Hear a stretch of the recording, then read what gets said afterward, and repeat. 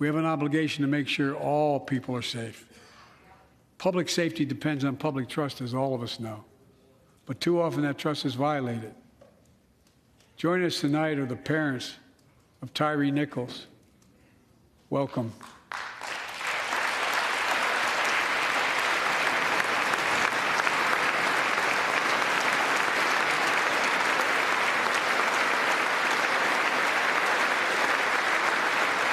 We had to bury Tyre last week.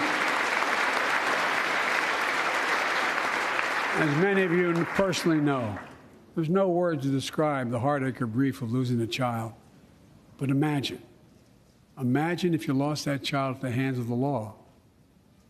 Imagine having to worry whether your son or daughter came home from walking down the street, or playing in the park, or just driving a car. Most of us in here have never had to have the talk that brown and black parents have had to have with their children. Bo, Hunter, Ashley, my children. I never had to have the talk with them. I never had to tell them if a police officer pulls you over, turn your interior lights on right away. Don't reach for your license. Keep your hands on the steering wheel. Imagine having to worry like that every single time your kid got in a car. Here's what Tyre's mother shared with me when I spoke to her. When I asked her how she finds the courage to carry on and speak out. With the faith of God, she said her son was, quote, a beautiful soul, and something good will come of this. Imagine how much courage and character that takes. It's up to us, to all of us. We all want the same thing. Neighborhoods free of violence. Law enforcement who earns the community's trust. Just as every cop, when they pin on that badge in the morning, has a right to be able to go home at night, so does everybody else out there.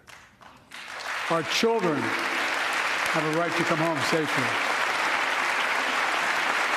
Equal protection under the law is a covenant we have with each other in America. We know police officers put their lives on the line every single night and day. And we know we ask them in many cases to do too much, to be counselors, social workers, psychologists, responding to drug overdoses, mental health crises, and so much more. In one sense, we ask much too much of them. I know most cops and their families are good, decent, honorable people, the vast majority. But they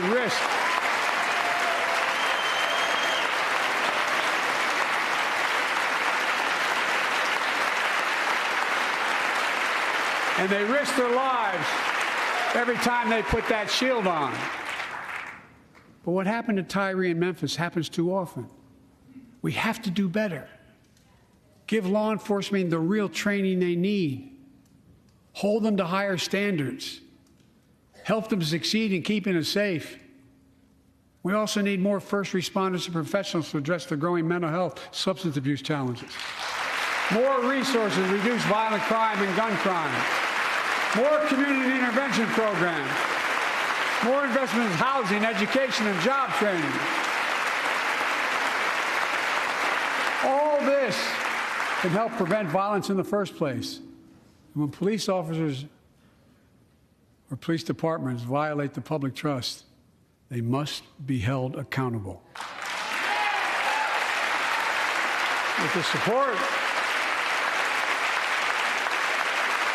support of the families of victims, civil rights groups, and law enforcement, I signed an executive order for all federal officers, banning chokeholds, restricting no-knock warrants, and other key elements of the George Floyd Act. Let's commit ourselves to make the words of Tyler's mom true. Something good must come from this. Something good. And all of us,